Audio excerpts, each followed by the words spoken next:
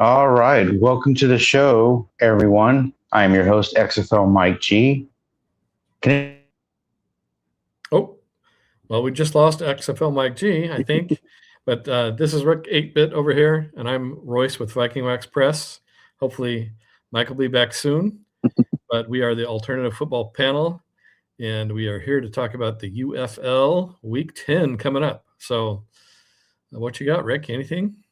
I have a Mike joining in. Oh, good. There he hey is. guys, What's going on? can you hear me now? Yep. Yes, I I hear you am fine. having issues. I am having issues trying. Yeah, we see that. Well, Okay. he's dealing with some thunderstorms in the area, but we're happy everyone's here tonight. A loaded show. It was a crazy week 9. It's going to be a stacked week 10, and a lot of stuff going in. And I know something Mike was talking about, and as he comes back in, I'm gonna get All I'm right. getting rope. I'm making sure you can't leave now. Okay. Every time I try to share this show on my socials, it freaks out and logs me off. So I'm going to stop doing that and have to share it the old fashioned way.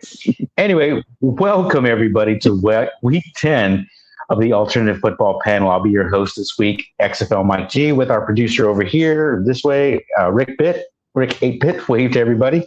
And down here as our panelist, Royce, aka Viking Wax Press. How you doing, guys? Not Great. too bad. Yeah. All right, this was an exciting weekend of UFL football. But before we dive too far in there, I wanted to talk a little bit about one of the teams that is dealing with some difficult situations. And from the outside looking in, it might appear a little bit tougher than it is. Talking about the Houston Gamblers as well. This weekend, they had a tremendous turnout with over 6,500 attendees, a lot of them there to get that Jim Kelly bobblehead. Guys, what are your thoughts on Houston in general, whether it's where the direction of this team is going, how this season's played out, anything? What are your topics with Houston so I can actually share this out? I think it's just been a rough run all the past few years that it's been probably hard for the fans to track what side's up, what side's down, and what's going on there. So I just feel sorry for him, really. And actually, since the 2020 Roughnecks team, they haven't had a really good team either. So I don't know. What do you think, Rick? Yeah, I agree. It's kind of been a musical chairs. You had the 2020, the Roughnecks, hot with PJ Walker. They, of course, with everything the way it happens, they come back in 23, a little bit of a different team, a little bit different style. It just they started off great, but unfortunately they didn't make the playoffs. And didn't do well, and it's slowly a decline. They switched different spots. They played at Rice. They went back to play at University Houston. Now they're at Shell Stadium. So they've been hopping around. The best part though, I'm a throwback person, and that bobblehead was fantastic. If Yeah. I was in the if I was close by, I would have just went to get it. So I agree with attendance that week. I think they were smart trying to get it. And I feel like the way if the team gets finishes strong, I think it might have a chance. The hard part is this is a league of 8 teams, and when you just don't have everything going and everyone else does, it kind of makes it a little tough. But I feel I was talking with you guys before we went live. They're averaging about the same attendance as the women's dash soccer team, which is to me pretty good. Especially with in a stadium where they're the third tenant, they're pulling their weight, so it definitely helps them there. It's a great stadium. I feel like if they get a little more successful in the field, then next year I think they can make some get going. And the good part is with having dual tenants, it's very easy to set up a booth and do it the old-fashioned way. Get people to play some cornhole and get some fans in and get some acknowledgement and get them going. And maybe you could pull in some fans that way. But I mean, if you get a good team on that field, that's a beautiful stadium. I think they definitely could start packing fans next year. Yeah, I agree. I think the Kelly thing was genius for me, and I'm a big Jim Kelly fan. I've got a stack here of Jim Kelly cards all throughout his career. I used to have the USFL card from '84, but sold that one stupidly when I was younger. So, but he's one of my all-time favorite players, period. And the fact that he was on the USFL in the 80s when I was really that's what got me into the game, was the 80s USFL, got me into spring football. I am a huge fan. And watching him, I got to see him live.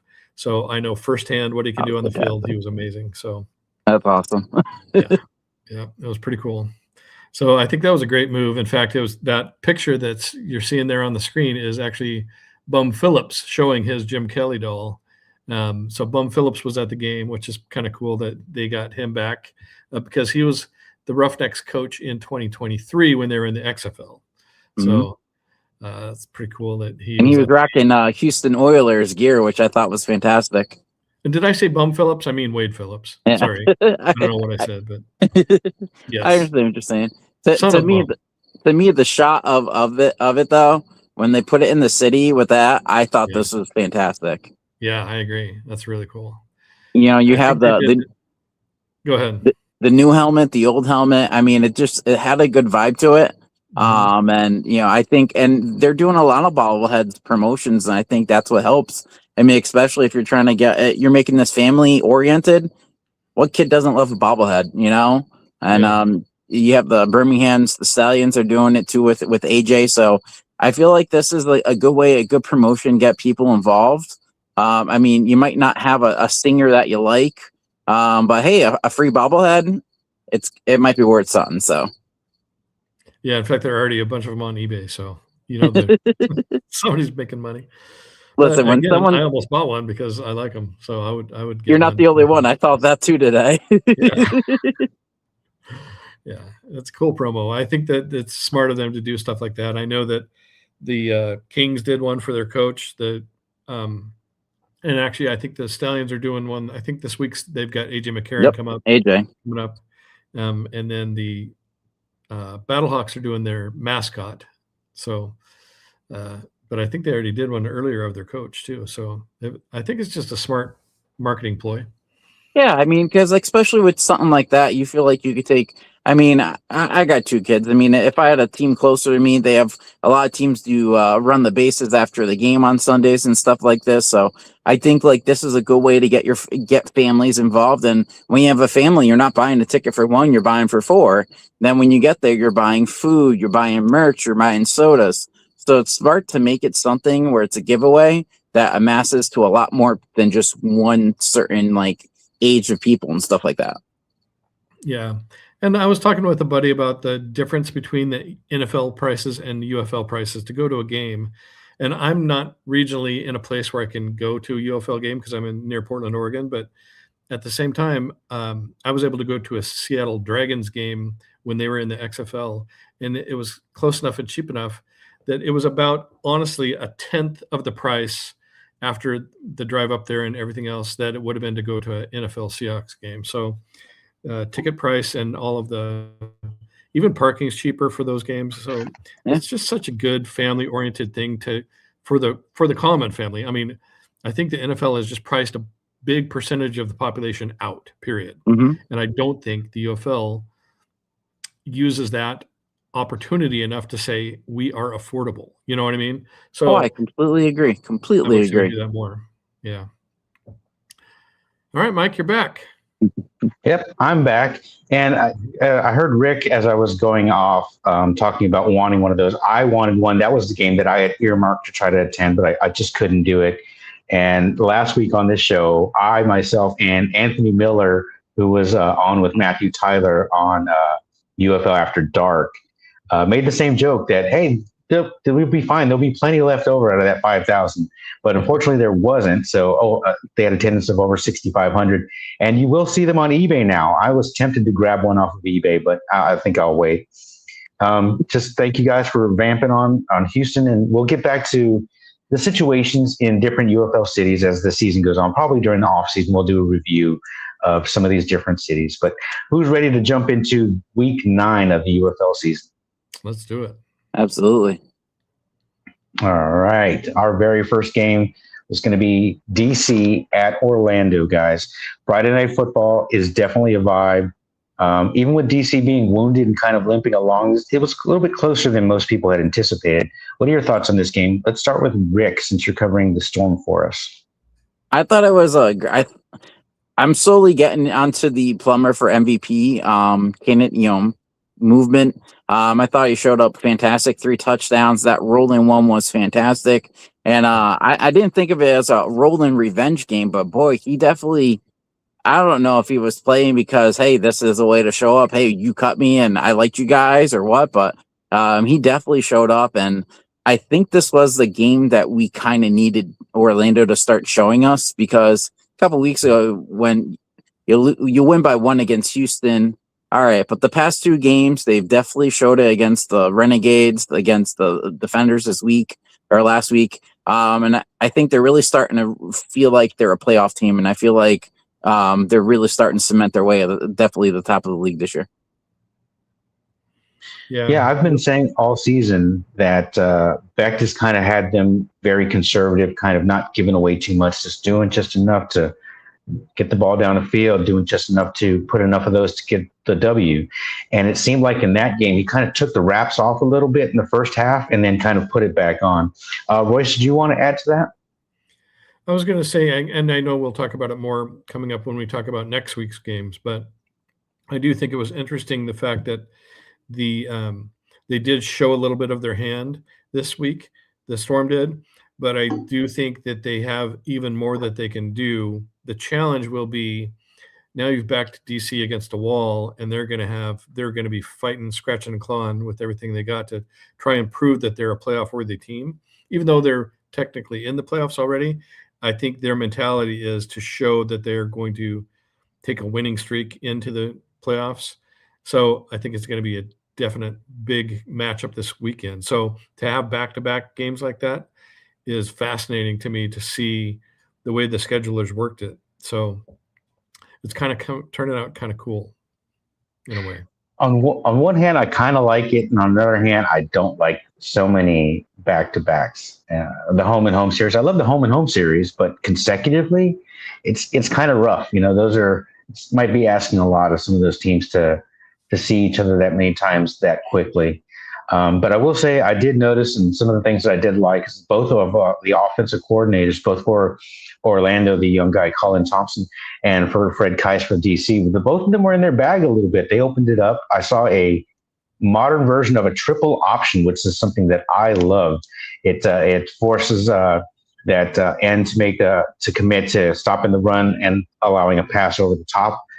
There needs to be a little bit more than that, and I love the option as an RPO aspect of any offense. But the option needs to be practiced. It's not just we're both going to run this direction and I'll chuck it out to you. It's something that needs to be practiced and reps quite a bit to know when to pitch and what angles to take. But anyway, anyone else want to add any more thoughts on this game, guys?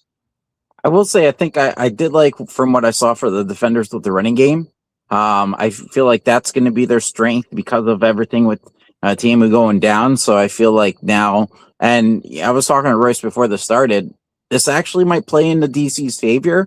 They're playing the Storm again. So the quarterback, he has the reps now. He knows the process, how they are. So I think if there was any team that could benefit from this is the 100% DC, because now they could get into a flow, and this is how they were. This is and they could kind of build off it's one thing to build off of game footage, but to play a team consecutive, especially when you have a quarterback who hasn't really been in all season, it definitely gives them a little bit of an advantage. I have a question for you guys. Do you think they should have pulled Sanders at any point and put in Bean? Because I know for sure there are DC fans that thought that way. I'll give you my thoughts on that. I don't know if Bean is ready yet. And there's this kind of theory floating around that he's a secret weapon and they're holding on to him until the playoffs. But at that point, they hadn't clinched yet.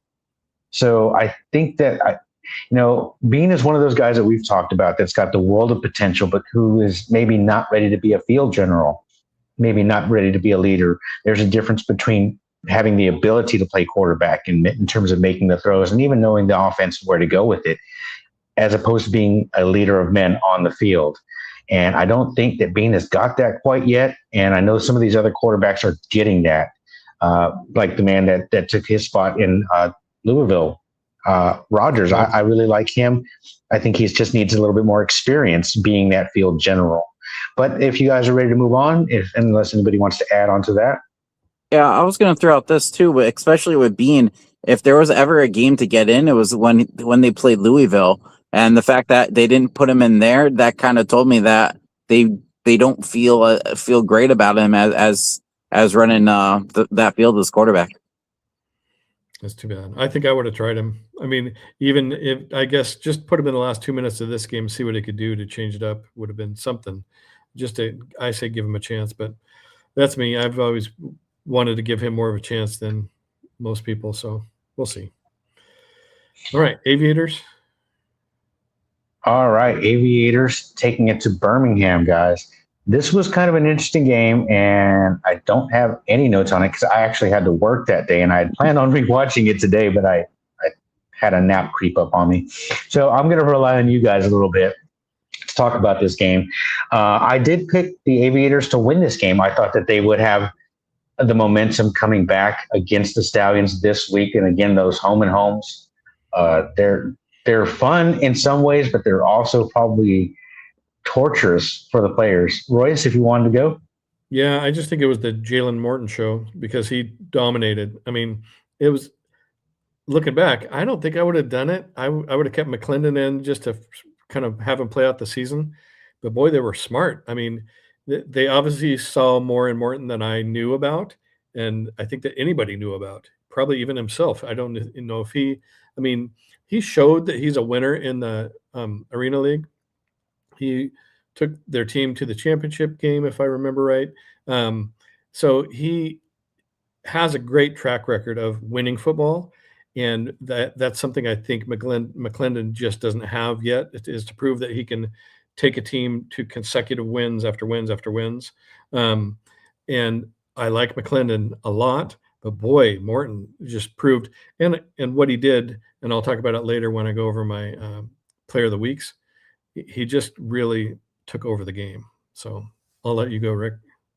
You know, I feel like the Stallions took their foot off the gas. I mean, at one point they definitely looked like they were just going to cruise to this, and also I look at this too. I mean, the week before it was a snooze fest, and then you had them go crazy on offense with points and yards and everything.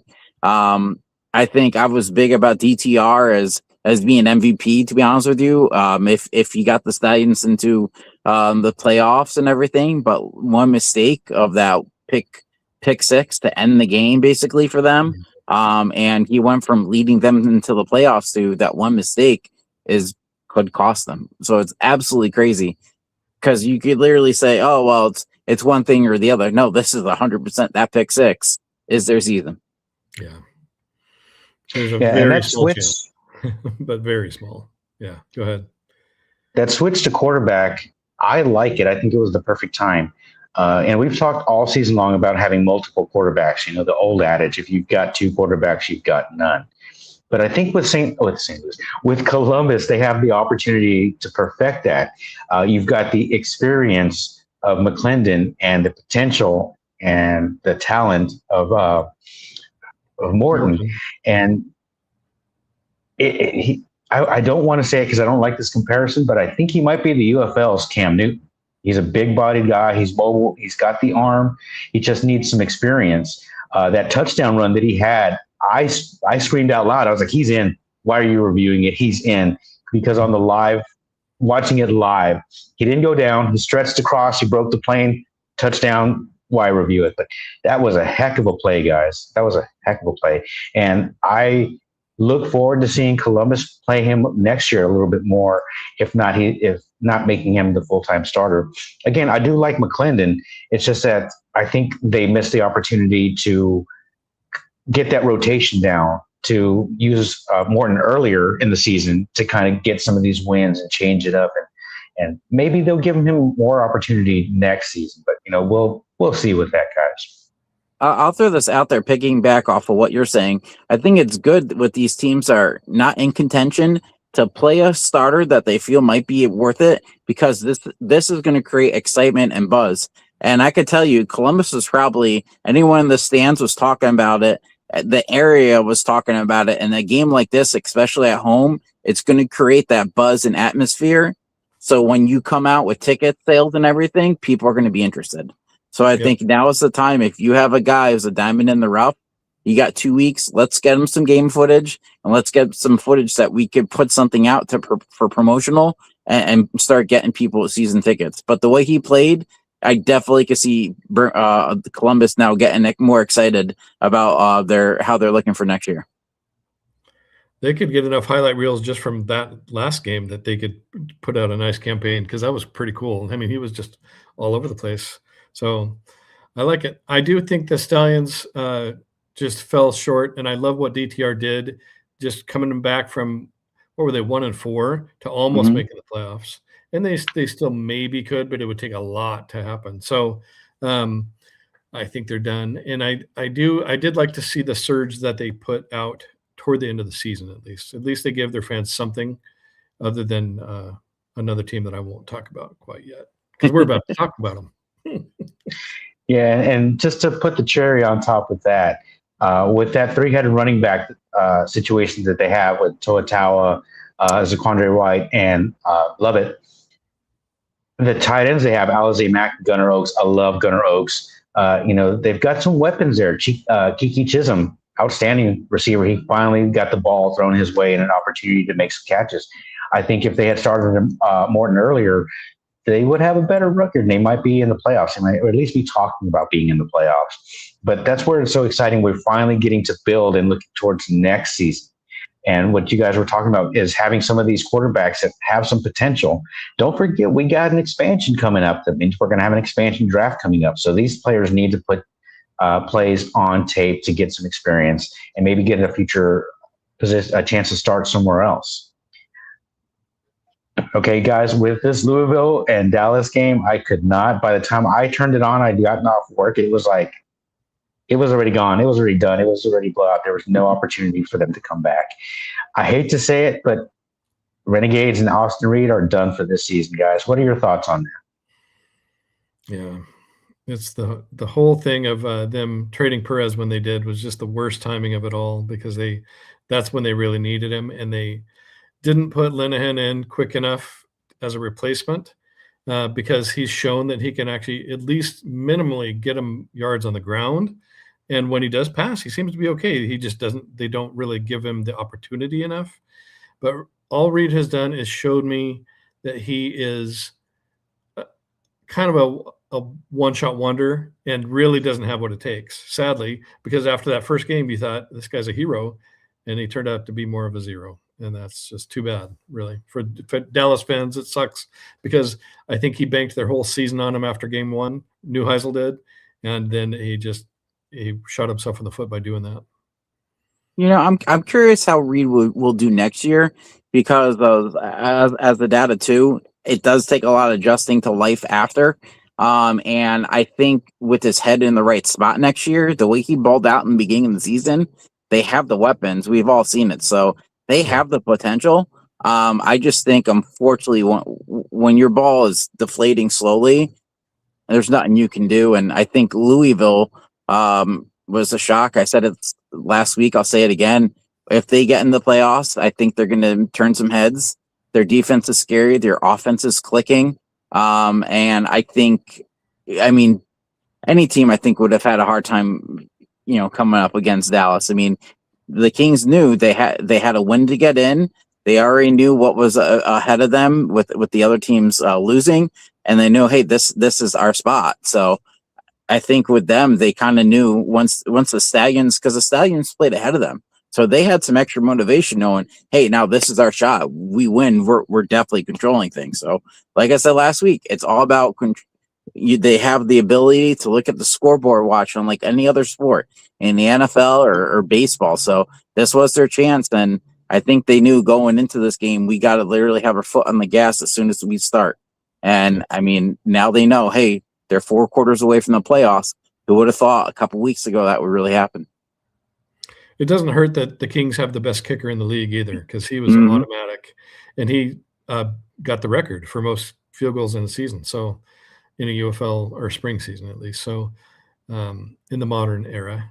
Just So think the way that D's playing. I mean, the offense is clicking, but God forbid that offense faces a team that has a good D. All you have to do is get to the 45. You're good. I mean, Mhm. this team is honestly scary on every aspect of the ball. Yeah, I wouldn't want to be the team to face them in the playoffs. I just wouldn't, especially. I mean, I know they probably won't be in Louisville for a home game. No, they won't, will they? No. So it's too bad, because those fans that'd make Louisville fans go But hey, crazy. they were averaging 10,000 a game or I think plus. I 11,000. don't know the exact number, but over 10,000 for a new franchise. I mean, the way they're playing, even if they don't make it, I feel like this is a completely successful season for them, off the field with the stands, and this is definitely something to build upon for next year. Yeah, and 11,000 is almost max capacity. So it's not like St. Louis has been averaging around 20 grand, but that's because they've got way more people they can fit in that stadium. I mean, it makes me wonder, if they had a bigger stadium in Louisville, would they be packing it out even more? But either way, I'll take 11 grand. That's a lot of people showing up every day to watch your team. So kind of cool. Yeah, and Royce kind of touched on this a little bit with the attendance, and it's something that I plan on exploring during the off season. How let's just ask you, which is better, 20,000 in a dome or 10,000 in Louisville, guys? What, just off the top of your head, which do you think is better as far as the success of the UFL? I'll go with capacity, because the more capacity, the closer you are to fuller capacity, that means more profit. I'll take both. Exactly. If it's a smaller venue to rent, you don't have to have as many people to make it profitable. So if you've got, let's say, a dome stadium like we had the Alamo Dome, that venue was at least six figures to rent. A soccer style stadium is going to be a third to half of that. So you're going to need the equivalent in attendance to kind of cover that cost if you're moving to a bigger venue. And that's something that people do not understand. It's very expensive. That's why the Panthers were moved out of Michigan. That's why the Brahmas were moved out of San Antonio, because it's very expensive. And it's very important to keep these costs down. A lot of people are taking it for granted that the UFL has NFL money, and it doesn't. And we'll get into that later in the offseason. Guys, you guys ready to move on to St. Louis and Houston? Absolutely. Yep. All right, what a game this was. Who expected it to be this close after last week, after Houston took it to St. Louis in the Dome, guys? Who expected it to be this close? I had a feeling that it would be close. I'm not saying that Houston has the defenders or the Battlehawks number, but it's Perez. He's working out everything. At least this is time for him. They already knew they were pretty set with clinching and everything, so they knew they just had to win. And I feel like now this is the time that Perez can. I mean, my opinion, I think he should get more reps, especially with everything going on. So they are good for the playoffs, but they're in a good spot. And now I think they end with Friday night, and just think about this: they're going to have a lot more rest than the other teams. So this is probably the best spot for them. And I give kudos to them, because who would have thought the way their season started? I mean, first they beat DC, everyone's thinking high on them. Then other teams jump ahead of them in power rankings, and now they're still back around the two, or who knows, they can even outtake Orlando. So I mean, I think this is a good showing for them. I just feel bad for Houston, but like we were talking, if they really start getting the right players in the mix, it might give some excitement to Houston. But I feel like out of the teams who kind of aren't doing too well, Columbus right now has my vote for having a brighter future for next season. Yeah, I think while the Gamblers may not have taken the Battlehawks that game, Major Burns did, man. That dude on defense showed up, and it showed that he can, I think, play at an NFL level. Honestly, I think he'll be on an NFL team, because he is just super good for them. In fact, their defense, it really was the gambler's game for almost the whole game. If you look at it, the Battlehawks were kind of coming from behind and barely made it. I think I was nervous. I will admit I was rooting for the Battlehawks. It was hard to watch because I thought we were going to lose. I did. I thought we were honestly going to lose 2 in a row to the Gamblers, and I was going to be distraught. But luckily, we made that. Like, we surged at the right time, but made nothing. I'll take nothing away from Major Burns because he really fought to help his team stay in it. So, Royce, do you feel like it's Perez just working the rust off from not, starting and being on the bench with Dallas, then coming over in the trade and trying to figure out everything? Or do you think there's another problem that we don't see? I think that's part of it, but I also do think the level of defense has risen in the UFL and is kind of catching up to his skill level. So, I mean, guys like Major Burns are proving that. And if you look at what the Kings are doing on defense, man, they're making it hard for any QB to do anything. So go ahead, Mike. What are you going to say? Yeah, not to give away too much for our preview section, but a couple of notes that I noticed. No, I'm just talking about myself. Is that with St. Louis, we all assume Perez is going to go in there. He's got such a mastery and such an ability to learn his offenses and to teach and things of that nature. We took it for granted that St. Louis was going to have the ability to learn it at the pace that he's teaching it. They talked on the broadcast about his multiple snap counts and how some of them have led to false start penalties or the ball not being snapped at all. And they talked about dialing it down. And after they talked about dialing it down, they still had 2 or 3 more penalties involving the snap. So I think with Perez, it was a little bit too much too soon. And if they can scale it back and work into within the means of what they know already, it was an interesting something that I'd been wondering about was about the running game. I'm familiar with AJ's offense of being in San Antonio and following the Houston Roughnecks when he was there. But the concern with the air raid / run and shoot offense is always the ground game. So I was kind of curious as to how that was going on in St. Louis. And they answered it on the broadcast. They're saying that AJ is going to call the passing plays and Luis Perez is going to call the run game. So I think utilizing his experience in that nature, in that way, is going to be key to St. Louis. But I think they put too much too soon into that offense instead of gradually building it in. One observation with the defense as well. They've got an incredible front 7. They can get to the quarterback, but they're thin at the defensive backfield. So future teams that are playing against St. Louis here week 10 and in the playoffs, it's going to be, can you protect your quarterback? Royce, go ahead. All right. Just more about the St. Louis game, you mean? Or are we moving on to the week 9 recap? Oh, I thought you had a point. I'm sorry. I was trying to wrap my point up. I will do a quick Sal Cannella mention because he did get in and caught a few passes. So I think as they progress, he's going to be a key in the playoffs for them as long as he can get more, and it did seem automatic when he would get those little outs from Perez. Like that was just a super quick automatic connection that I think they'll probably take more advantage of in the next few games. Yeah, and if you noticed on the broadcast, the coordinator for Houston, I forgot his name, and I had such respect for him this weekend watching him play, watching him call the game. They were keying on Cannella. They were saying, "Hey, if he does this motion, it's going to be this play where it was where they ran motion one way and then they ran behind him the other direction." So they're keying on him. Yes, they're adding him to that offense, but like I said, it's going to take time for St. Louis to gel. Are they going to catch it up in time? And in the previous segment, I didn't get to mention about the Kings. The Kings are coming together at just the right time. This is called peaking at the right moment. And like Rick said, whoever catches them in the playoffs is going to have a heck of a fight on their hands.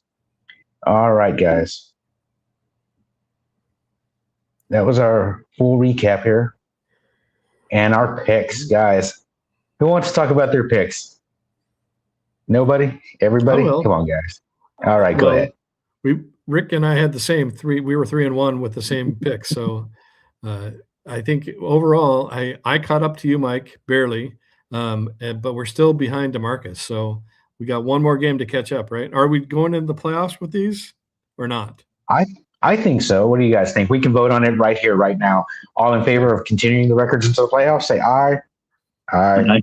Opposed? And so it is decreed. So we'll keep that going because I have a goal. I have a number in my mind when the season started. correct predictions that I wanted to hit, and I'm close to it. The first game, Orlando, everybody selected that, with the exception of DeMarcus, who took DC.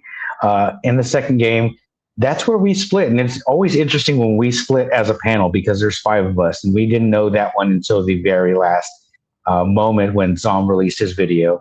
But myself and DeMarcus both picked Columbus, and we were both 2-0, picking Columbus, and I was 2-0 at that point.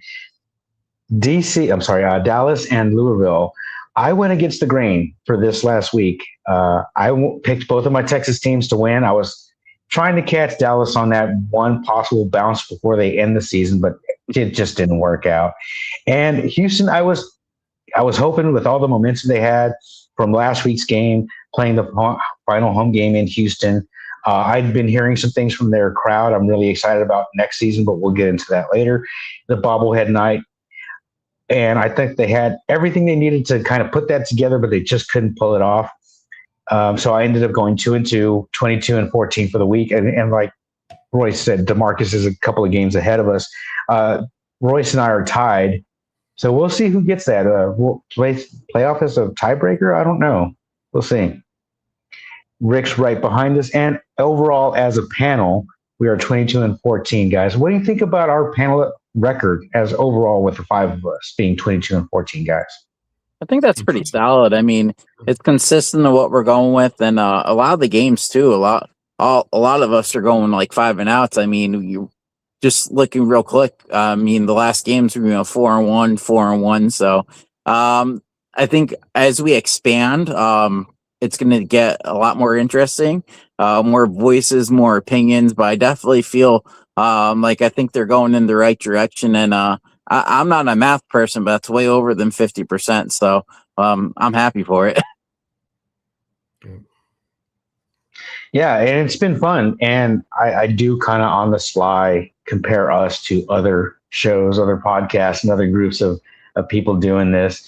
And I think we're competitive, and I think we're kind of at the top. But I'm not going to put all of that together, guys. It was just for us to kind of keep track within us. I think both Rick and Royce have won competitions of this nature when we were just AFN contributors in some form or another. But it's going to be down to the wire. I thought I'd make it interesting, like I said, with those last 2 picks going into week 10, guys. So it'll be interesting. What do you guys have any numbers in mind for total victories, total predictions, guys, for yourself? I try to think 1 week ahead, because if I try to predict too far out, my numbers drop. So I'm not thinking ahead that far. Right on. Well, I mean, I had a goal of numbers to hit, and then my very, very first top goal, I missed that one. I wanted a certain percentage and a certain number of victories, but I like where I'm headed on this one. Cool. All right. Are we ready to move on? Yep. Yes, sir. All right. We just did that recap. Did we go backwards on that one? No. All right. There we go. On the next graphic. Royce and his stamp of approval. Royce's stamp of approval is where he picks players from each individual game, and he awards a player of the game, and he puts them together and creates these wonderful digital cards. I love these things. And I'm going to work on trying to get some of these printed one day. But Royce, take it away. Awesome. Well, yeah, I'll start with my player of the game for the Orlando game, and that was Chris Rowland. He was phenomenal. He was just I put on one of my posts that he is a hyper energized spark plug out there. He just has like endless, boundless energy. He ended up with 8 catches for 117 yards and a TD. So just fun to watch, frankly. And he has been since his Philadelphia Stars days. He was one of the best players that kind of came out of nowhere into that season where they made it to the championship in the USFL. It did great for the defenders. In fact, I wanted to give him the special teams player of the year. I think Chris Garrett ended up getting it for the Battlehawks that year, but that to me, he was the best return man for sure that year. So he's just been fun to watch for his whole career, as far as I've been watching him. So pro career for me. And then he's showing that he was a great find in that supplemental draft that they did, or the redraft that they had on January 16th. That was just a kind of a reboot for the league. And for whatever reason, DC chose not to keep him, and he made them regret that. So big game for him. Now moving on to Jalen Morton. His game was unreal. Human highlight show. He had 14 of 30 passing, which is not a great ratio, but he had 213 yards and 3 TDs. So 3 passing TDs. You kind of throw the ratio out the window if you're getting on the board that much. And then he also ran the ball 13 times for 96 yards and a TD. So 4 touchdowns total for the guy in the game is pretty phenomenal. And for his first start ever in the league, I'll take that any day. So he just looked like a man among boys out there. Yeah, these 2 picks are tremendous. I knew Chris Rowland was going to win. And about 6 minutes left in the third quarter, he makes his diving, stretching, reaching back catch to go over 100 yards for the game. And that was, 3 minutes left in the 6th quarter. So I knew at that point he was going to be the most valuable player of the game. And we've been talking about Morton all show long. Tremendous pick. All right, let's move on to the next 2. Okay, Chandler Rogers. Here's another one that team, it's so tempted to give it to the defensive people because they really shut the other team down, but they spread the ball so well, or they spread the tackles so good across their defense, and even their interceptions are spreading across the defense. So it's hard to give it to just one guy, but on the offense, Chandler Rogers earned it. He had 26 of 39, which is a good ratio of passing, 239 yards and a TD. So he was just really finding open guys like Tariq Black and Lucky Jackson. Guys, he just has a really nice, solid unit of guys to throw it to. And then when Wheeler and Robinson, James Robinson, right, is the other guy, when they're firing on the running game to help balance that attack, that allows Chandler Rogers to really be efficient and perform at a really high level. So he earned that one, I think, in that big win because they kind of dominated that game. And then Luis Perez in that big comeback, he, I think, overcame the previous game where he didn't spike it in time. He kind of righted himself this game and was able to hit, he is the guy that hit 26 of 39. I'm sorry, Chandler Rogers. I gave the wrong numbers. I gave Perez's numbers for Chandler Rogers. Sorry about that. But still, Perez had 239 yards and a TD. Chandler Rogers actually had 266, so he did even better than I was giving him credit for. But Perez had a good game and ran that offense, especially under the gun when they were in trouble. He kind of willed them to come back, I thought, and got him in the situation to win the game and did. So it was kind of nice to see him have that clutch win under his belt right before the playoffs hit, or almost playoffs. But I think the more reps he can get this coming week, the better, because the more he'll be able to click with some of those guys like Butler and Jackson. And they have the weapons for sure to throw it to. Pearson, a ton of guys. So, I think he earned it. There's a first player of the game this year for Perez, but I think he in my book, earned it. Oh, I definitely believe that. Hey, Royce, what would you have said if I would have told you week 1, Luis Perez will not win a player of the game until week 9 of the season? What would you have said if I told you that at the beginning of the year? I would have bet you money on it and lost. and he was going to do it for St. Louis. Well, yeah, nobody could have predicted that. No. Yeah, and I can't wait to recap the season. But speaking of these digital cards, look forward to seeing more from Royce. I know he's working on some things, and he's always got videos coming out as well, and some other content. So be on the lookout for that. If you enjoy the digital cards as well, give Royce a follow. Viking Wax Press on Facebook and YouTube and Twitter, guys. Thank you, Royce, for your stamp of approval. Yep. Always a great segment for the show, and we're ready to move on to the preview of Week 10, the final regular season week of the UFL season, and it has passed so fast. But we're going to move right into Dallas at St. Louis, guys. I'm going to open this up to either one of you guys. What are your thoughts, initial thoughts on this game? I guess I'll start with the Battlehawks. I think they're going to roll again, and I do think it'll help Perez get even more reps under his belt, become more comfortable. And the Renegades, I don't think since they don't have a lot to play for, I think they're just going to try to see what Reed can do and try to push him into one good game for the season. But I almost think if I was Neuheisel, I would get Linehan the start and the whole game. I would keep Reed on the bench, but I don't think he will. But if it was me, I wouldn't let Reed see the field again. But that's terrible of me. Yeah. And we've talked about Neuheisel and his, dare I say, obsession with Reed and getting him back into the NFL. I almost feel like it was at the detriment of the entire rest of that team. Yeah. Being that they have nothing left to play for this season, I'd give Reed the start.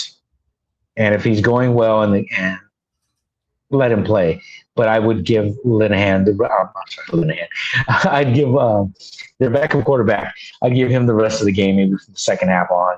But I wouldn't be opposed to starting him for the whole game and letting him see what he can do.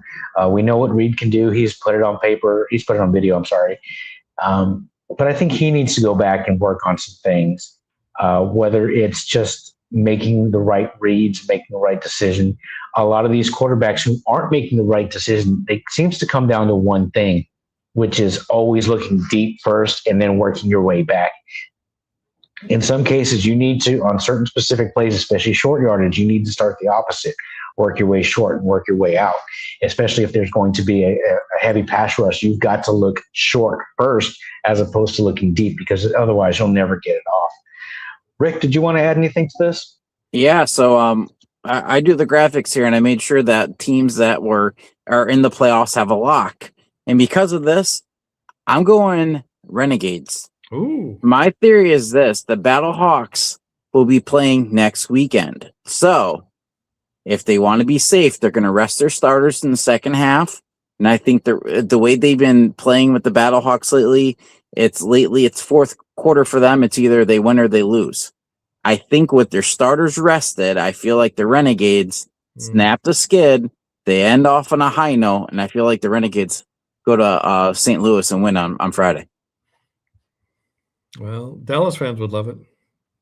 It'd be good for them. Market. I really wanted to go out for the rest of this season picking my Texas teams for the last 2 weeks, both Dallas and Houston. I just couldn't do it, but we'll get into that when we get into the picks. Hey, I'll take the win off of your expense, both of you. That's okay. But it's like I keep wanting Dallas to get that bounce back game, that end the skid, end the drought. Go ahead, Royce. Yeah, six losses in a row, man. I don't know why they wouldn't have 7. They're just trending the wrong way.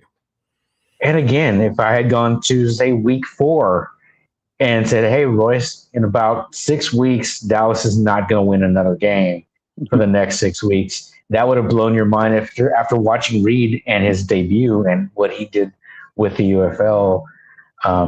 It's going to be fun to look back on and diagnose and try to dissect some of these teams and their seasons. And we'll be doing that in the off season. And I know Zon Fox as well is going to do a deep dive into each individual team as they're eliminated. So looking forward to that. He couldn't be here tonight because he's got a massive list of videos and edits that he's working on. But if you guys are ready to move on. Yeah, perfect. All right. Gamblers at Stallions, guys. I'm going to save my thoughts on this one. I will let you go first, but Royce is our in-house Stallions expert. Royce, do you want to take this one away? It's all or nothing for the Stallions if they don't win this, and they'll need even additional help beyond that. But if they lose, they're out. So they have everything to play for here. And they have the tools to do it. Now, the Gamblers team tends to create havoc against teams that they shouldn't create havoc against, honestly. But they do make trouble for people, and it's that defense is pretty good. Now, they did lose Anthony Hines this week, and I'll be curious to see how that plays into it, especially considering where he went. But I think the Stallions take this one because they've got so much more to play for, and they are a good team. They have one of the best rosters in the league. I don't love their coaching, but I do love their quarterback. So I think they'll take it on that. I completely agree. Go ahead, Rick. I definitely want to make some comments here, but I'm gonna let Rick go first. Yeah, I completely agree. I mean, the beauty of this league is your scoreboard watching, and every team's eyes will be on the Stallions. The Kings, the Storm, the Battlehawks, Defenders. So a lot of eyes on this game. The Stallions have way more to play for than the Gamblers. Right now, a DTR, that pick is going to haunt him because he knows this is a win and in. And I think he's going to ball like he hasn't balled all season.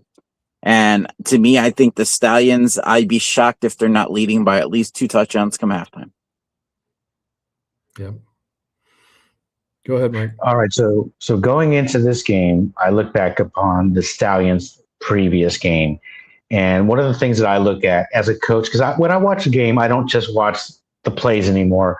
I've gotten to the point where I watch as a coach, I watch as a, let's say, TV producer for podcast ideas and different elements and things of that nature. But I also observe relationships. And the relationship between AJ Smith and DTR is kind of a weird one. It's kind of he tried to do what he did with Corral and put my arm around you and lift you up that way.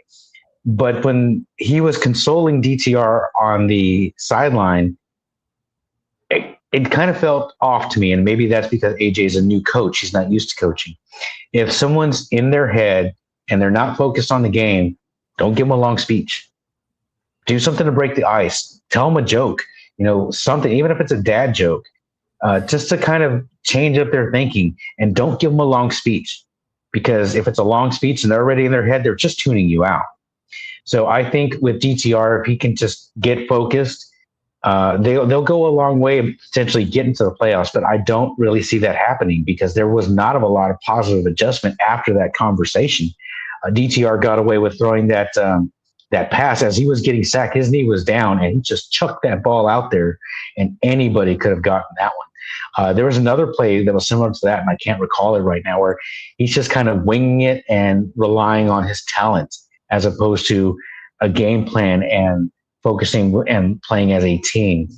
I think DTR, I love his potential, but I think he needs to grow up just a little bit. And I don't know if AJ is really helping that cause. So any thoughts on that, guys? Yeah, I don't think McCarron is the reason why they're winning. I just hate to say that, but they aren't. I mean, it's that roster's super deep. They've got tons of weapons at receiver, good running backs, great defense overall, one of the best tight ends. I think Jordan Thomas, to me, has always been one of the most underrated tight ends out there. And he comes off the bench, but he's like a monster out there. He honestly looks like Sasquatch, and he's just like 6'7", 240 at tight end and can get anything. To me, every 2-point conversion I ever had, I'd just toss it right over everybody else and let him go get it. He's just super underrated. And so I think they have the weapons to take this game, in my mind, very easily.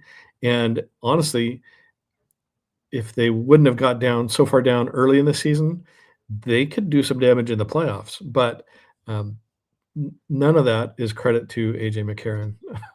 Sorry. But, unfortunately, he's a new coach. He's a new coach. I'm not impressed with his demeanor. And what I mean by that is when they were talking about the things when Dorian Thompson-Robinson came into Birmingham, AJ told me, I need you to do X, Y, and Z. And none of that was be a good leader, take what the defense is giving you. It was all hyper aggressive kind of, we're going to bully ball. And it's this, what I call an all-star mentality. Being in coaching, there was, I was around rec ball, which is your traditional, league. And then I was around select ball, which is players that are selected to compete on a team that's put together for a short period of time. And some of those teams are put together with, oh, there's a talented guy, I'll take him. There's an athletic looking guy, I'll take him. There's a tall guy, I'll take him. And it's more on appearances, and we're just going to take the baddest guys and put them together, and that'll be enough to beat anybody. And sometimes that works, but a lot of times in the long run, it does not work. And I've seen that with Birmingham, and I've seen that with Columbus as well. Guys, any thoughts on that before we move on?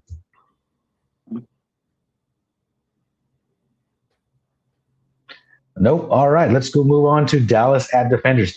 This is a game where both of these teams are locked up.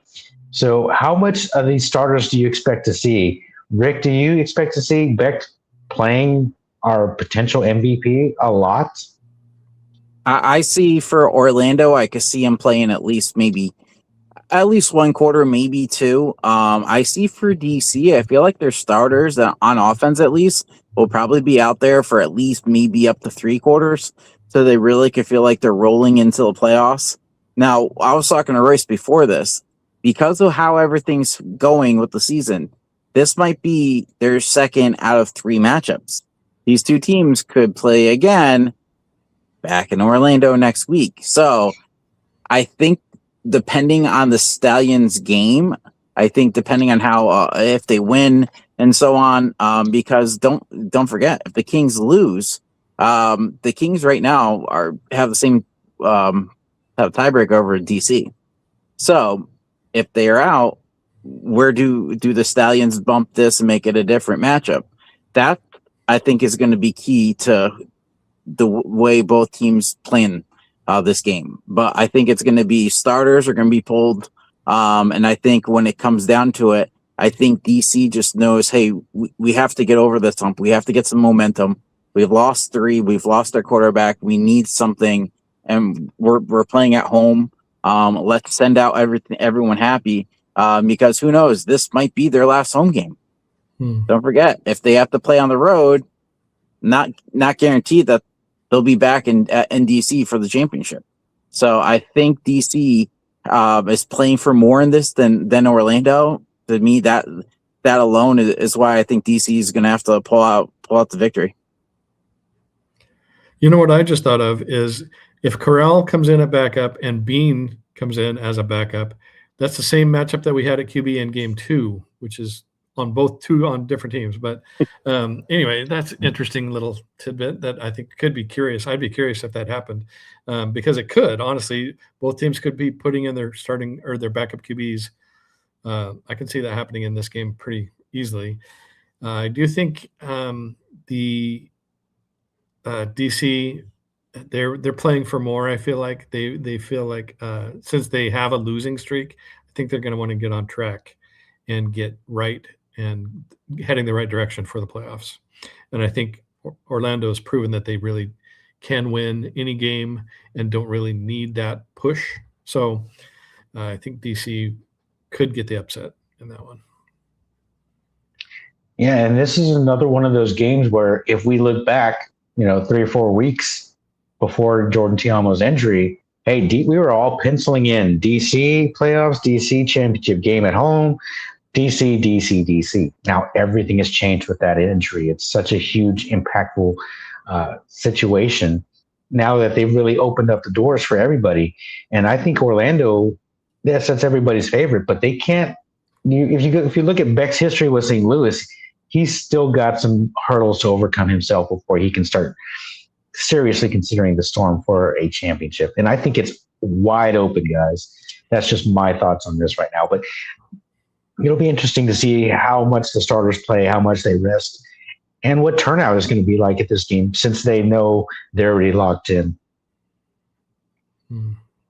That's a good point. All right. Are we ready to move on to our next game? And I don't want to use the word lame duck in any of these games, even though those positions are locked in. It's still going to be a heck of a game. It still means a whole lot to some of these players who are on the second and third team to maybe get some reps and get some videos to get out there, maybe get another opportunity for next season. All right, heading into a game that we thought was going to be have a little bit more impact on the playoffs, but it turns out Kings, they said, you know what, we got it from here. So Columbus welcoming in the Kings, guys. How do we see this one going? I already know how you guys see this going, but I want to hear it from you. Kings are just a better team. I that's the only way I can look at it. I think Aviators have shown they're a solid team. They haven't shown that they're a consistent team. The Kings have shown that once they get that ground game mixed in, that they are a very, very good team. So that defense is probably the best outside of maybe St. Louis, maybe even better than St. Louis. They're just really good. So I don't know how, other than, I mean, maybe Columbus, at Columbus, could that trigger a win? They do have good fans there. This is I think the two markets that have shown their fans really are the right markets for those fans. I mean, it's just cool to see cities like that get behind those teams. So for the fans' sake, it'd be cool to see the Aviators get the win. And then still, I guess it would take then the Stallions losing to get the Kings in, right? But Yep. So Kings actually, they're going to be playing their butts off too. That's huge for them. So, but I guess they'll know if the Stallions have already lost, they won't have to play, right? I mean, they'll have to play, but they won't have to play as hard, or they won't have as much invested in it. So. I think that's what makes this a little harder to pick. It's the last game of the week. Like I said, this league gives everyone the ability to scoreboard watch, and the Kings will be glued onto that Stallions game. And if the Stallions can't pull it off, they know we're in. And now you rest your starters. Columbus, the way they played last week, they definitely have some excitement there, and they could pull it off. So that's the hard part. We have to submit our picks now. It's not like we could say, hey, it depends on this. But I think we all agree the Kings are right now, I would say, probably the hottest team. I think moving Rogers was one of the best calls they could do. They have a true leader at quarterback. Their defense was clicking before. Now their offense is clicking. They have the game's best kicker. And the way Columbus kind of gave up on that defense gave up. If it wasn't for that pick six, that Columbus D didn't look too good. So I got a feeling, especially that was the last game, they might be a little gassed early in this one, especially if the Kings start rolling quick. Yeah, I think the Aviators will come out motivated, especially after last week. And again, they're playing their final home game. Guys, we haven't used this term in a couple of weeks. Is this a cheese game? Is this a trap game? I guess it could be for the Kings. But it all comes down to that Stallions game. What are they playing for? So if they are playing for the playoffs, I don't think it's a trap game. I think they're going to take it. But if they already know they're a lock, then yeah, Aviators could get the win because they might take their foot off the gas. And the thing about them too, I mean, if they are already in by the time, it also depends on that DC game. If DC, with it being ahead of it, they have the tiebreaker with DC. So if DC loses, then they could be like, all right, we control. Do we want to go Orlando? Do we want to go to St. Louis? I mean, so there's a lot of variables now going into this. So it's the Stallions game, and then it's DC game, because that's going to dictate if they win, they go here, or if they lose, they go here. Personally, for the interest of me, I would love to see the Kings against the Storm in the playoffs. I don't want to see the Storm against the Defenders for 3 straight weeks in a row. Been there, done that. Try being a Brahmas fan where we were St. Louis. That was not fun. But not to cut you off there. But let's jump into the power rankings, guys. This is another one of those where it's going to be really, really interesting. I think some people might be trying to influence where certain teams land by having them higher or lower than they might normally be. I hope that's not what's going on, but this is going to be last week's. Is this last week's week? I can't. Yeah, so I always start with last week's week to kind of compare before we switch over. And this is probably the first week I've ever seen it where there's barely any movement. So we're all actually really agreeing with things.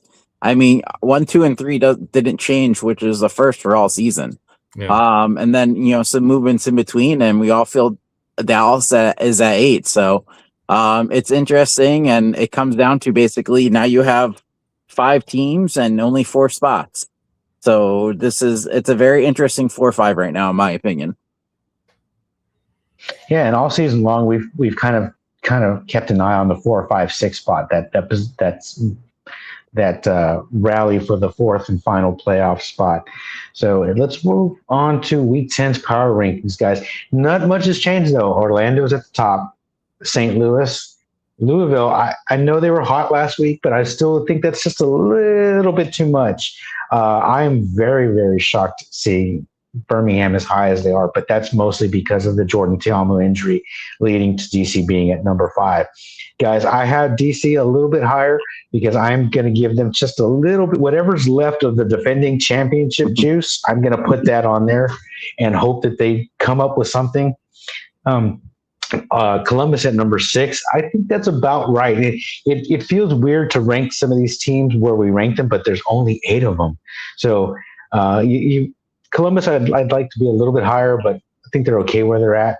Houston at 7, that's appropriate, being that we never know what's going to come out of Houston. And unfortunately, how the mighty have fallen. There was a time where Dallas was riding high in the number 1 spot, and they're number 8 now. Guys, what are your takeaway and your thoughts on our power rankings here? I like them. I feel like the teams are right where they are. For DC, I hate to say this, but they're starting to get the Tom Petty vibes from Dallas. They're slowly falling, but they're not free falling yet. Columbus definitely looked good enough that I could see them jumping up. And the Stallions, I think I feel like they only went up a point just because DC went down. It's one of those variables. I feel like we all, 1, 2, 3, we all knew 6, 7, 8, but it was the 4, 5 that was the toss up. And with DC playing the way they are, I feel like that was just too much of a dip compared to the Stallions losing. Agreed. Yeah, 100%. I love the top 3 are right where they should be. Honestly, that's how we have them is how I would rank them. I want to show you guys this. I did this last week, so I kept it. So if we take the Week 10 and flip back to Week 7, only a couple weeks ago, it was completely different. Where you had DC as 1, you had Orlando as 5, you had the Kings at 7. That's crazy. Whew. Yeah, a lot has changed. And it's interesting and I want to take all of our power rankings. I'm going to compile them and kind of look at some of these teams. I did some digging and I found our very first one before we were even the alternative football panel, when we were just the AFN contributors that weren't solid yet. DeMarcus, we did our rankings that we always do, and DeMarcus actually posted it and pinned it. So I'm going to bring that back maybe later towards the end of the season when we do our end of the year recaps and things of that nature. But it's always felt like we're dead on, but this league has changed so much, and it's just the storylines of how these changes have occurred and how the movement of some of these teams in and of itself is a story. So it's coming down to the wire. I think 1, 2, and 3 are solid. Again, I think the Kings just a tiny, tiny bit too high, but where are you going to put them? If you're ready to move on, guys. Yeah, I'll just throw this out before we switch over. It's crazy to see in Week 7 because we put the spots where they were before. So they were 7. They jumped up all the way to the 3 spot for Week 7, had that promise, and now they've plummeted down to 6. It's absolutely crazy. Yeah, and looking at the Renegades, it's kind of like you can kind of slowly see their descent. Mm-hmm. So they're at 6 at this point, going all the way to 8. And that'll be interesting to track because I want to look at, unfortunately, the demise of Dallas and what they need to do to fix that. And that'll be coming in the off season. And looking at this, Week 6, they would have been 4. So they went 4, plummeted down the bottom. Yep, it's interesting season. It's been a great season. It's been a little odd. We always have these twists and turns like we do with any football season, whether it's the NFL, CFL, or arena leagues. Because that's football. That's why they play the games, guys. So I love this so much. But let's move on to predictions, guys. This was the hardest one for me this season. This week, I hemmed and hawed on every single pick. What are your thoughts before we jump in on picking this week's games? I think this week is harder than last week because there's games that have a huge focus. You have the Stallions game, and that's alone because you have a Friday. Stallions are the only Saturday game, so you're going to have eyes on that. Then you have the first game on Sunday. depending on who wins, who loses, that's going to play in. If DC loses, then whoever gets in could be a 3 seed. That changes things. And then with the Stallions, if they win, that makes the Kings really have to play hard. If the Stallions lose and DC loses, the Kings only have to really play their starters for half of a game. So that makes it a little more interesting. I find it very. I'm the only one taking the Renegades, so I'm happy I could pick up a game on you guys. So I'll just leave it at that. Yeah, it's kind of cool. I think the tough game for me was that DC Storm game, and it was so hard to pick DC over the Storm because of the way that DC's played lately. But it's mainly because I don't think Orlando is going to be starting their players or keep their starters in. Yeah. And that's what I based my pick off of. Oh, I completely agree. I mean, the way they're playing, they're guaranteed a home game. So I mean, they're not going to have 2, but they're definitely going to have 1. And I mean, who knows? They might also play with Beck that, hey, we have a chance of playing DC again. Who knows? Maybe we wake up Sunday morning and they are playing their backups to start. We don't know. We don't have a crystal ball. But they're guaranteed a game in Orlando. I wouldn't bet the farm. Even if they lost this game, it doesn't hurt because and let's add in this because of St. Louis Dallas ahead of it on Friday. Orlando honestly could wake up. We can wake up and they could just play all reserves because they already have locked up the 1 seed. So it's what I love about this league is everything. It's dominoes. Last week was dominoes. This week is dominoes. And last week was so exciting because of not only the way the games are, but each one ahead of it and what was in front and behind had so much into it. So I think this is probably the best it's ever been in spring football. And I'm looking forward to gaining a couple games on you guys soon. Love it. Looking at these picks when I was putting them together, I did notice some kind of curiosities, but like Rick picking Dallas, I keep wanting to pick Dallas and try to get that bounce back game and stop that skid, but I just couldn't do it. I had to go with St. Louis. I think in the next game, it's going to add some more drama if Houston can beat the Stallions. And I did pick them to do so. I just kind of like the vibe that Houston is going with. Now, I made this pick early, and I don't know the situation, and we haven't gotten word officially on Deckers yet. But if he's playing, I'm definitely going with Houston. Plumlee, he's got an opportunity if he can settle down, make the right reads, make those decisions that we were talking about where you're reading from short to far as opposed to going for the home run every time. If he can do that and play within himself, I think they still have a chance. I know a lot of people are going to pick the Stallions just because it's the easy pick, but I just can't pick them. I was surprised that every single one of us picked DC over the Storm, whether it's going to be because the Storm have clinched already and they're going to rest. But I thought maybe 1 or 2 of us might pick Orlando. But I say that, and I went with DC myself. And again, unanimous for the Kings over the Aviators. Anybody want to add any thoughts to that before we move on? I'm going to put my money that Zom bets for the Storm. That's what I'm going to put that right there right now. I think he's going Storm all the way. We'll see. And it's funny that we need Zom to pick between Houston and Birmingham because that was one of the rare occasions again where we split. And he's going to be our tiebreaker. But I'm surprised that Houston and Birmingham went to a tiebreaker considering Birmingham is such a better team and that they're in potential playoff runs.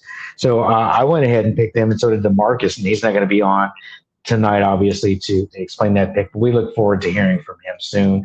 Hopefully, once the school season ends, he's able to get free and do some other things. We'll have him on some future episodes.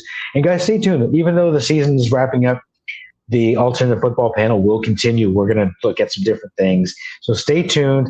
Check us out on your socials, whether it's Alternative Football Panel on Twitter, Facebook, and YouTube. But let's move on to the United Bowl playoffs. I am super excited for this. I wish it was more than 3 games. Guys, what are your thoughts going into the playoffs? Well, I like that graphic.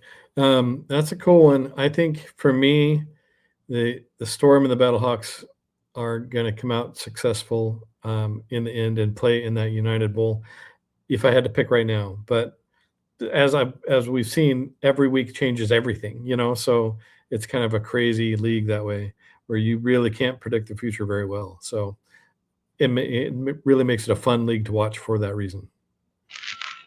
I think storyline wise, I feel like people want to see St. Louis, Orlando duke it out because you have Beck involved.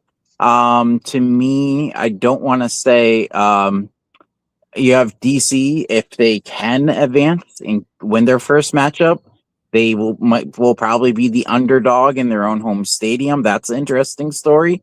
And then you have I hate to say a horse race between the Stallions and Kings for the last spot, but very interesting with them. And you have teams going in. I'm not going to say different directions, but you had a DTR. I think he's 4-2 as their starter. Rodgers has turned it around. So I feel like momentum wise, I feel like you have to look out for those two teams. I feel like wherever they go, and the way, depending on where DC lands, I feel like they can give St. Louis a fight for its money. And I think, depending on how, if St. Louis can gel enough this week, I'll give them a chance. But I said last week, I'll say it again, watch out for Louisville. They scare me, and I feel like they can be the team to sneak up on every single team in the playoffs. Yeah, and it's weird to have these new franchises potentially playing each other in the playoffs, and the old guard XFL, the St. Louis Battlehawks, and the DC Defenders are playing themselves. But I'm more excited about potentially seeing the Kings and the Storm play each other than I am seeing the Battlehawks, even though they have Luis Perez, but against DC because Tiamo's not there, and that's such a blow to the league. But guys, your thoughts before we moved on? I just was thinking this too as a possibility. Say if it is St. Louis hosts DC, you have Perez against DC, which was your first championship in the XFL. So I mean, I feel like there's storylines galore. But it's definitely going to be an interesting next couple weeks. Yeah. Okay. All right. So breaking it down, Kings with a win, and they're in. It's that simple, and I think they'll get that win. Stallions need some help. They need a win and a loss by Louisville. I'm trying not to be just a Stallions hater, and it's not so much the Stallions. I just don't like AJ McCarron. If Skip was there, they'd probably have a couple of more wins. Yep. They'd probably have a locked up playoff spot. Probably. Too. No. Yes, 100% they would. Yes. Definitely culture shift there and philosophy shift. Hopefully we'll see Skip Holtz back in the UFL in some capacity. I've been advocating him to be a commissioner. We need somebody who's make football decisions. Take it away from Rapoli. Let somebody who knows football make football decisions. That's just my 2 cents on that one, guys. I will say this too. The hard part is it's not if the Stallions can win. I feel though Kings are just gelled. And you said peaking at the right time, and that's 100% their case. Who would have thought that once they put Rodgers in, that they would gel this well, especially on everything. So I mean, that's what makes the Stallions fight a little tougher. And especially, I hate to say this, Stallions are on first. So whatever they do is going to dictate what the Kings do. So it's definitely going to be a very interesting weekend. And I think the beauty is we have a Saturday game and then 2 Sundays. So hopefully everyone has good weekends. No one has plans, and it's got plenty of popcorn and soda to start to watch all these 3 games. You know what I like about this is that I honestly feel like most people would probably give Beck Coach of the Year right now. I think Redmond personally is who I would vote for because of the way he's steadily grown that team to become not just competitive, but good. And at the start of the year, they were crappy. Honestly, they were not that good. I mean, they did come super close to winning a few of those early games, but he took them from a losing team to a winning team and has just steadily grown their ability to get better and better each week. And I think for that reason, I would give him Coach of the Year if I had to do it right now. I'm going to piggyback off of what you said. Think of it. They lost in overtime on that penalty. They fumbled in their goal line with the chance to win. I mean, if that went into their favor, they're looking like the team to beat. Yep. Just think of it. Yeah, and with the Kings and them coming together, I want to say part of it was the moving on from Bean, and with Bean and DTR moving on from their respective teams. It's not that necessarily that they were better or worse than the starters. I think DTR clearly was a talented player, but he wasn't gonna beat Plummer out. He just wasn't as talented as he is, so he needed that opportunity. With Bean, yes, he's talented, but he wasn't the leader Rodgers is. So that's why they were comfortable moving on from Bean. And since that trade, it seems like they've upticked and done really, really well. All right, big announcement for halftime entertainment of the United Bowl. 50 Cent is in the house. Guys, after all these exciting opening week acts that we had, from Gucci Mane to Ludacris and all in between, to land 50 Cent for the championship game. I don't know about you. I'm excited. I think this is a major get for the UFL. What are your thoughts on it? I just hope he doesn't have to throw out first pitch for the Nationals, because that could be a disaster. I think that's a good. I'm curious. I am curious because I am been in business outside of this. Was this a business ploy? Are tickets low enough? Because they did do a thing where if you bought so many, you could get so many for 50 cents. I'm wondering if this was a ploy to get more people in, because the ticket sales are not where they're expecting it. I think, when you sign these acts, you've got to sign them up so far in advance. And I think this is one of the biggest signings. It probably was signed around the time that some of the opening acts at the beginning of the season were signed. So it might just be a play on that to kind of boost sales. I mean, if you had a name like 50 Cent, you're going to find any way to get people there, and not just in the stadium, but tuned in to watch the game. And it might be a lot of people's first UFL game that they're going to watch strictly because 50 Cent is performing at halftime. I like it. I think it's, of the available names, Mike Rapoli, he's been spending money to get some of these acts, but he's not going to get the toppest of tiers of entertainers yet, But I do like that we recognize some of these names, and 50 Cent is the biggest name that we've gotten so far. Any thoughts on that before we move on? Well, he's played a Super Bowl halftime before, so he's a big name. And I do think, if I remember right, he was an early partner of some level on Under Armour, right? So he's familiar with Rapoli. Rapoli probably called him up and said, "Hey, buddy, I need a favor. Let's get this going." And I think that was wise, because he's a name that people know. I don't know his music, frankly, but I think millions of people do. So it's a good choice for that reason. So I'll send you some, Royce. I'll send you some. No, I was highly disappointed that I tweeted out in response to this. I put go 50 in the house, and nobody responded with the next line. I was disappointed that nobody got that. Hey, the only line I remember is "I'm gonna love you like a fat kid loves cake." So that's a great line, and we'll probably hear that one. I love that. 50, big name, and like I said, that was a good get for the UFL. I'm excited to see that one. Look, and we've got Zom chiming in on the chat, guys. Hey, Zom, how's it going? Can't believe they got that guy to perform at a Super Bowl halftime show to do this. Well, it was either 50 or Bad Bunny, and I don't think Bad Bunny was available for the UFL right now, guys. He commands a slightly larger audience. But thanks, Zom, for checking in.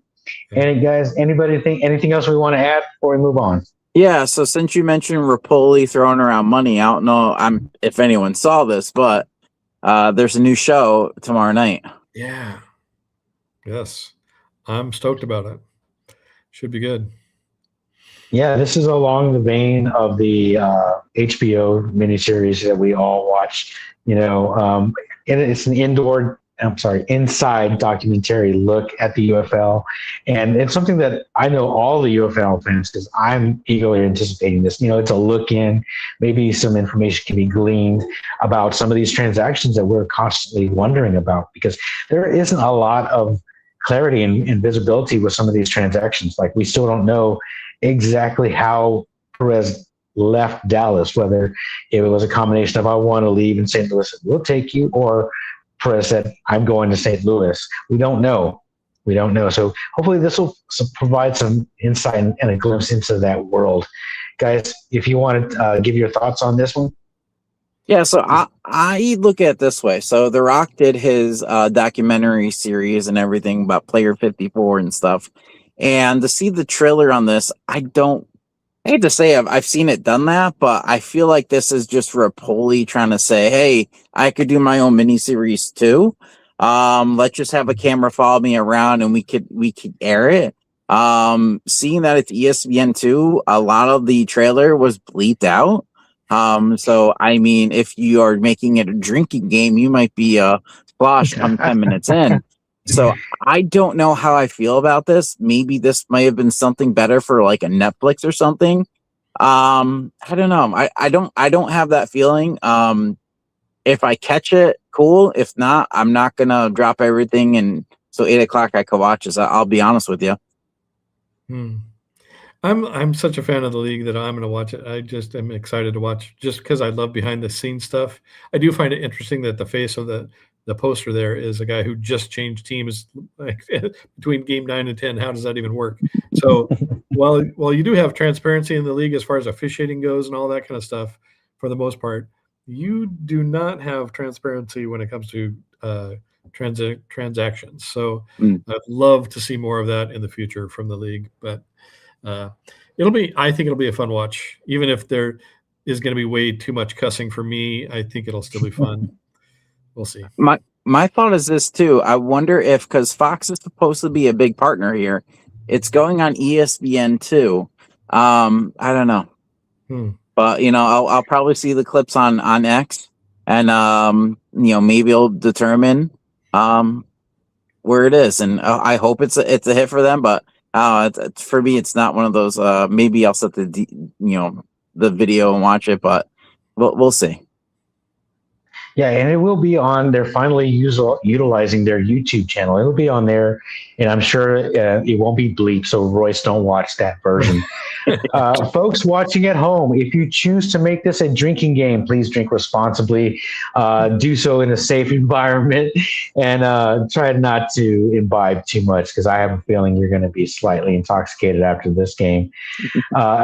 All right, on our socials, guys, thank you for following us. If you're watching now, please follow us on Twitter, Facebook, and YouTube. Myself, XFL Mike G, Rick 8-Bit, and Royce Waxenfelter, who is AKA Viking Wax Press. Follow these guys and enjoy some of their content. And we'll still continue making content, but now we have a home for that content, so we can all put it together and continue to grow this channel. And I wanted to thank each and every single one of you who has subscribed and followed and watched and commented. Thank you, and continue to grow with us. Guys, anything else that we need to touch on? That's it. I mean, I think it's going to be an interesting week. Make sure you use the Rockstar. I have had that Terramana tequila one time exactly. It was a pre-mixed tequila sunrise at the Alamo Dome. If you've never had Alizé, not the player Alizé Mac, Alizé, probably his namesake. It's a fruity liqueur. It's a good drinking. Put it over ice on a hot day. It's real fruity, real nice. But I had the Terramana version of that, and it came in what looked like an IV bag, and it was like $5. It was a great deal. I was hammered halfway through that thing, sitting in the sun waiting for the Alamo Dome to open up. And yeah, it's good stuff, but maybe not with the drinking game. Don't watch the documentary with the drinking game unless you're really brave. And if you do, let us know. Go ahead, Rick. I'll throw this out. I would be interesting to see, because Danny Garcia did take a back seat to Rapoli. I would be I would be intrigued in is that to see how she is now. I want to say I know she got interviewed by one of our colleagues at Orlando Storm game and stuff. So she's still around. She's still existing. I would love to see if there's any conversations, because I feel like a lot of people thought there might have been some bad blood or something. And I think this might be the chance it airs out. And I mean, to me, that's the only part I would watch it for. Cool. And unfortunately, they might put that in there because they need some drama. Drama sells. I hope it's not really that negative behind the scenes. There might be some little resentment because of some of the moves that were made. I know I'm a little bit resentful that I don't have my Brahmas anymore, but we're still undefeated this season. But it'll be a good look, and I do look forward to it. I don't know if I'll watch it live, but I'll probably catch it on the YouTube channel and post it when I get a chance. All right, last call, guys. Anybody want to add anything? Another fun week coming up. I'm just excited. It's a great league. All right, so I'm ready to wrap it up. I do want to make one last comment as Rick gets ready to send us home. Look out for Royce's next project. He's working on a Superfan project. So if you're a Superfan, or if you know a Superfan, in particular, we still need to fill Birmingham, Louisville, and Columbus, I believe. Are those the three we're lacking? Yep. We'll be making a post on that shortly and putting that out there. So guys, if you're watching and you know of Superfans across the league, but particularly in those three markets, we're still lacking. Submit it to us on our Alternative Football Panel Twitter page or on our YouTube channel. Send that to us and we'll get that in there. Guys, excellent show. Had a great week. I am looking forward to week 10 and the playoffs for the UFL. It's been a tremendous season. Guys, I am ready to send it home. How about yourselves? Yeah. Everybody enjoy their week. Rick, play us off. See y'all next week. See you. All right. Well, I'm going to keep talking until this thing goes out. I don't like the silence. So let's just